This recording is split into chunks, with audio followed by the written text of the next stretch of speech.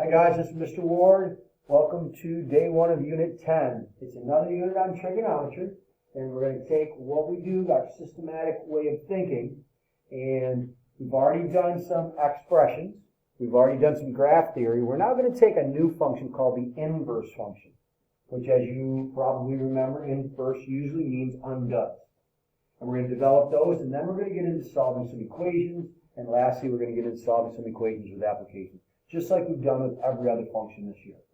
And to find our inverse functions, we're going to first do three things. We're going to look at each of the original sine, cosine, and tangent functions, but under a limited window.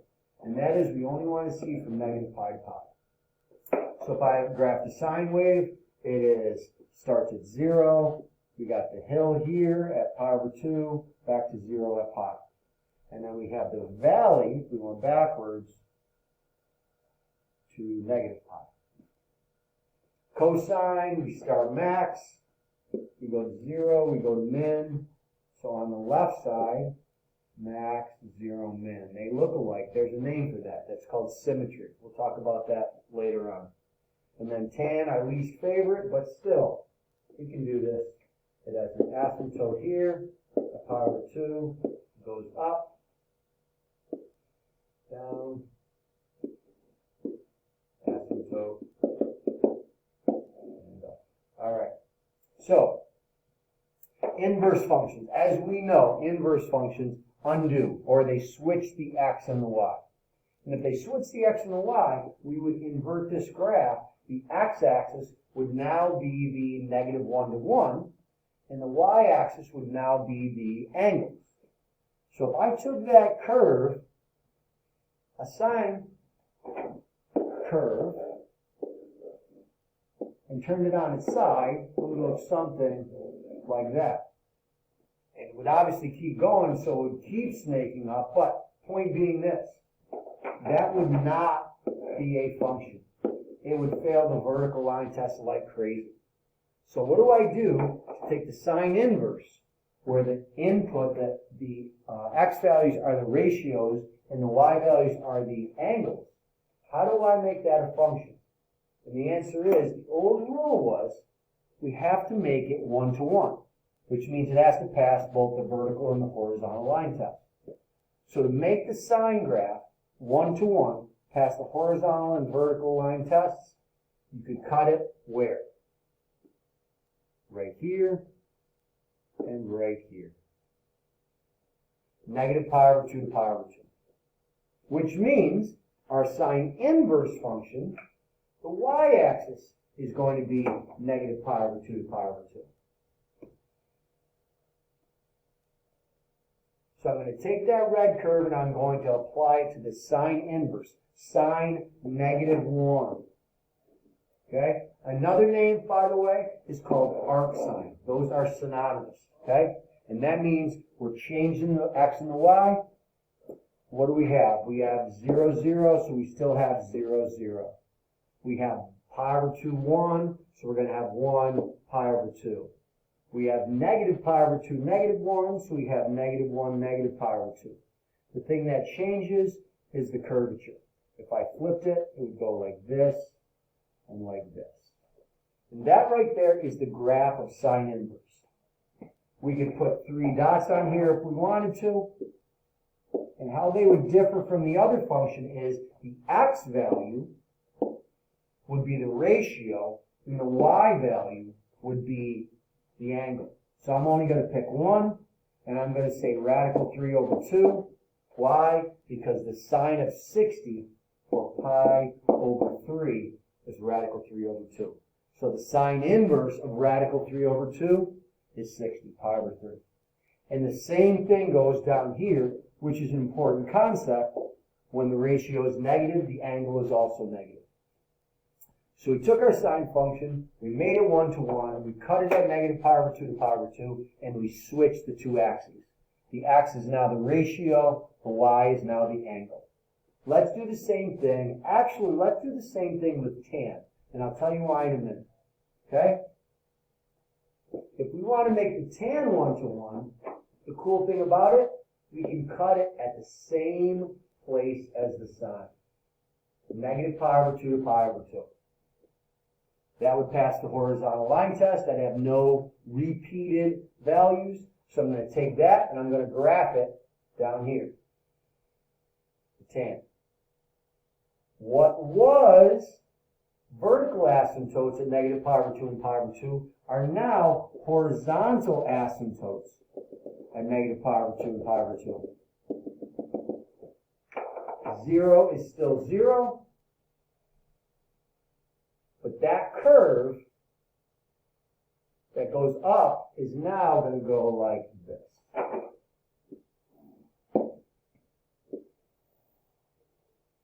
And again, I could put some points on there. The points would be, I'm going to do that one right there. Tan inverse, the ratio goes first, 1. What angle has a tangent of 1? And the answer would be 45, aka pi over 4. And again, the cool thing with tangent, like sine, if the ratio is negative, the angle is negative as well. All right? So, before I do the cosine, I'm going to get back to what I've been saying, and I'm going to add this little statement here. And that's this. When I think of the word sine inverse or cosine inverse, I'm going to think of, whoops, sorry about that, I got this box here, okay?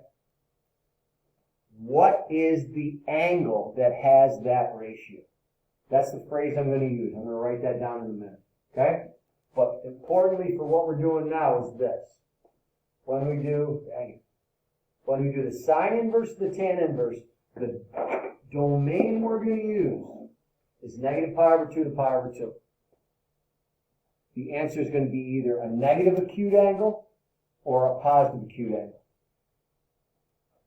Cosine, however, is different. And we're going to look at the cosine graph to determine that. And that's this. If I can do this because I can erase it. Cut my cosine function the same place as the sine and the tangent, what would happen? I did not make it 1-to-1. I did not pass the horizontal line test. So, I have to decide on another place to cut it. And the answer is 0 to pi. Then, it passes the horizontal line test. It's 1-to-1, and I can graph it. But that means the x-axis of 0 to pi is now the new y-axis of 0 to pi, not negative pi over 2 to pi over 2. That's why the y-axis looks like this. X is still going to be negative 1 to 1, and how are we going to invert this graph?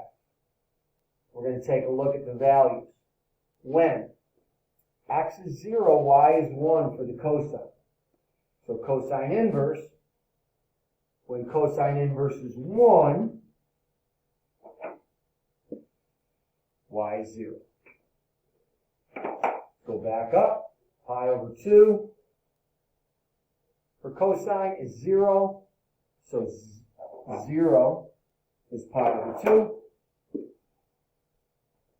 Pi is negative 1, so negative 1 is pi. And the curvature changes. And that's the graph of cosine inverse, or arc cosine. And again, you could put values on here. How? Do your 3 basic family members for cosine.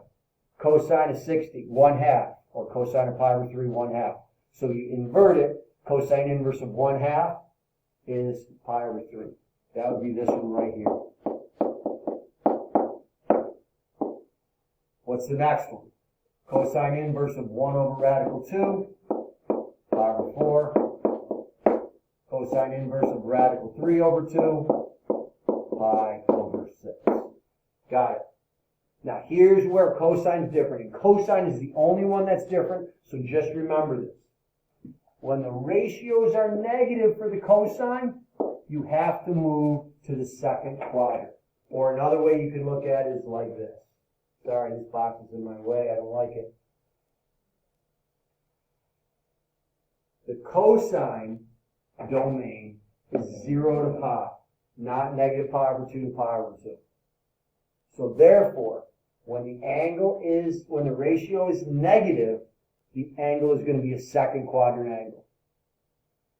So for example, if I made the ratio negative 1/2, okay?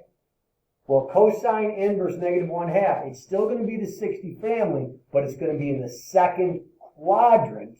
And the second quadrant equivalent to pi over 3 is 2 pi over 3. Negative 1 over radical 2. It's still going to be in the second quadrant, but it's the 45 family, 3 pi over 4. And the last one, what do we got? Negative radical 3 over 2. Negative radical 3 over 2 would be the 30 family in the second quadrant, 5 pi over 6. So what you have to remember simply is, if your cosine inverse function and the ratio is negative, we're going to move to the second quadrant. We'll do a lot of that. It should make sense to you as we go along. All right, so those are the three trig inverse functions. We made them functions by restricting the domain of the original, which made it 1-to-1. Now let's do some values. And like I said, when I see these words right here, arc sine or sine inverse, I think, what angle has? So in other words, what's the first one? What angle has a sine ratio of 1/2? And you would say 30 degrees, aka pi over 6.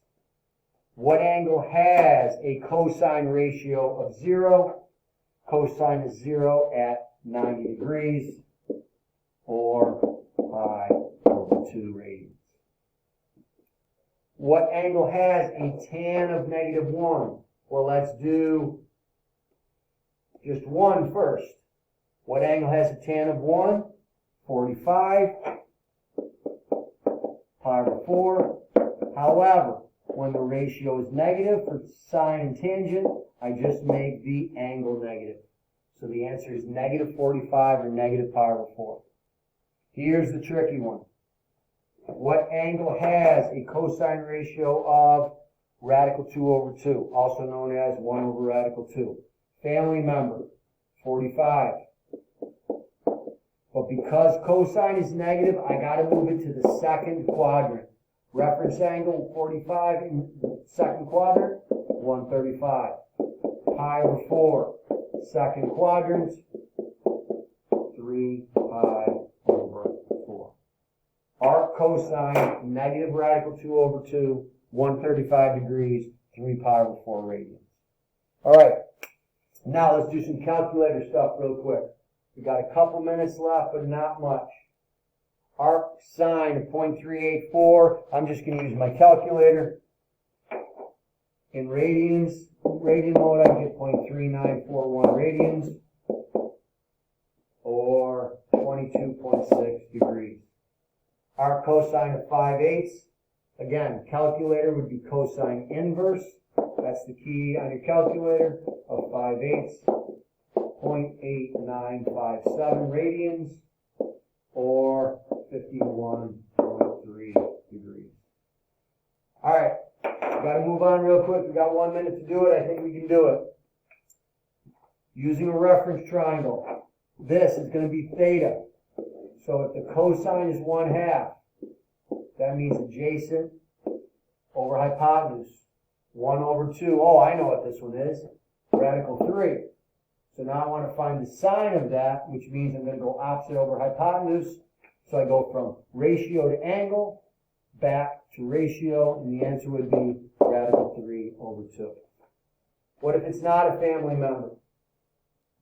I draw the reference triangle. Cosine is adjacent. Hypotenuse, I use the Pythagorean theorem. 25 squared equals 24 squared plus x squared. I get x to be 7. So therefore the tan from ratio to angle theta back to ratio 7 over 24. We'll do the variable one in our next lesson.